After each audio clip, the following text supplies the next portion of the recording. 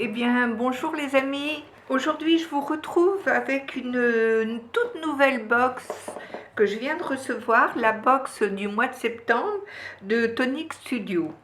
Alors, Tonic Studio nous propose une box tous les mois. Vraiment, j'étais déjà accrochée par la box des 25 ans que je n'ai malheureusement pas eue. Mais on va découvrir celle de ce mois-ci qui j'espère ne sera pas la dernière pour moi. Si ça me plaît, je pense que je vais réitérer mon achat. Elle vient d'Angleterre. Quand on s'abonne à une box, on a les frais de port gratuits. Je trouve ça assez sympathique.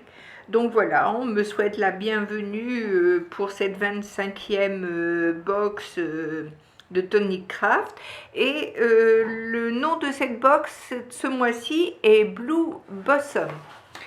Blue Blossom, on trouve alors en cadeau cette petite pince qui est toujours utile pour attraper nos sequins, attraper des embellissements, tout ce qu'on a du mal quand on n'a pas d'ongles en plus.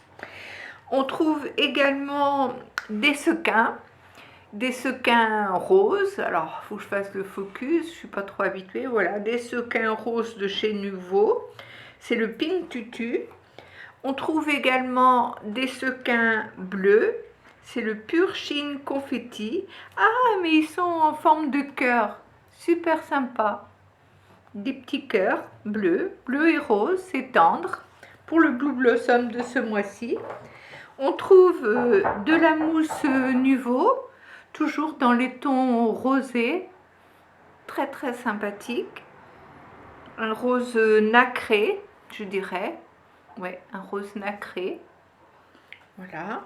On va trouver de quoi faire des Emanel Dots, toujours dans un joli rose, très pâle, très très sympathique. Alors, que va-t-on découvrir dans ceci? Lanterne Box Window. Ah, c'est pour faire des shaker cards. Alors, je suppose qu'on va trouver des tampons lanternes à l'intérieur. Ce sont les fenêtres que l'on va mettre, que l'on va coller sur nos cartes pour faire des shaker cards. Super sympa. Alors, dans ce papier cartonné que je crois que je vais garder d'ailleurs, je vais retrouver déjà une petite affichette où on m'annonce que si on commande exclusivement pendant le week-end, on a 30% d'offert sur nos commandes. Et les commandes sont, ah oui, ce sont des kits prévus d'avance. Là, on retrouve de quoi faire des Emanel Dots, de la pâte à structure. Ah, super. La pâte à embellissement, on retrouve à nouveau des petits sequins, de l'encre en format petit et des stylos Nuvo. Super, super, à voir. Je vais voir si c'est intéressant. Et on retrouve à l'intérieur un autocollant qui est très joli, Blue Blossom. Je pense que je le garderai pour ma collection. Je fais collection d'autocollants. Voilà. Et à l'intérieur du kit, ah, j'aurais dû l'ouvrir avant, je vous l'aurais préparé. On retrouve la lanterne avec à l'intérieur de quoi faire les fenêtres. On trouve également des embellissements fleurs, des die fleurs. Ce que je remarque, oui, c'est que le haut de la lanterne, on peut le faire de différentes façons, avec différents die. Alors, je sais pas, voilà. Ici, vous voyez, on a le toit de la lanterne qui est différent de là. On a également l'intérieur des étiquettes que l'on peut interchanger pour faire des modèles d'étiquettes différents. On a l'anse, ici l'anse de la lanterne. On a un petit mot qui nous dit with love. Et ici for you. Très très joli, le tour des étiquettes, vraiment sympa. Et donc je pense que l'on peut faire, oui, donc l'intérieur de la lanterne pour faire des fenêtres différentes. Et on a la base de la lanterne qu'on peut faire soit en carré, soit en 1, 2, 3, 4, 5, comment ça s'appelle, pentagone? Non, pas, je ne me rappelle plus. Voilà, et le triangle. Donc on peut faire des lanternes de différentes façons. Très sympa ces die. On trouve ici un papier embossé avec des fleurs. Très sympa, on pourrait faire une reliure avec... Oh, il y a un côté un petit peu rose irisé. Je ne sais pas si vous voyez, très très bien.